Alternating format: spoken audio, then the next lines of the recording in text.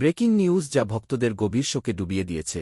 জনপ্রিয় বাংলা অভিনেতা ওয়াহল অরনোডেই ব্যানার্জি মাত্র ৪৩ বছর বয়সে মৃত্যুবরণ করেছেন। রিপোর্ট অনুযায়ী এই মর্মান্তিক ঘটনাটি ঘটে ২০২৬ সালের ২৯ মার্চ ওডিশার দীঘার কাছে তালসারি সমুদ্র সৈকতে।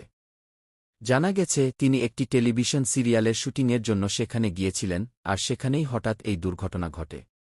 সূত্র বলছে পানিতে ডুবে যাওয়ার কারণে তার মৃত্যু হয়েছে, যা পুরো বিনোদন জগৎকে স্তব্ধ করে দিয়েছে। ওয়াহল অরনোডেই ব্যানার্জি শুধু একজন অভিনেতা ছিলেন না, তিনি ছিলেন অসাধারণ প্রতিভাবান একজন শিল্পী, যিনি বাংলা টেলিভিশন ও সিনেমায় গভীর প্রভাব ফেলেছিলেন।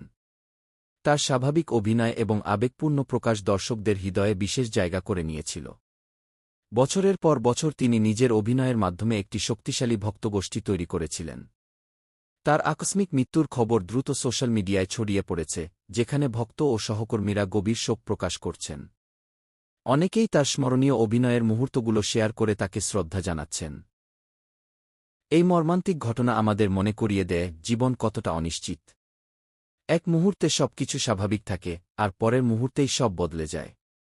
বিশেষ করে শুটিংয়ের সময় অপরিচিত জায়গায় নিরাপত্তার বিষয়টি কতটা গুরুত্বপূর্ণ তা এই ঘটনা স্পষ্ট করে দেয়। শ্রদ্ধা ও ভালোবাসায় তাকে স্মরণ করা হবে। ওয়াহল অরনোডেই ব্যানার্জি এর অবদান সবসময় ভক্তদের হৃদয়ে বেঁচে থাকবে। তার আত্মার শান্তি কামনা করি।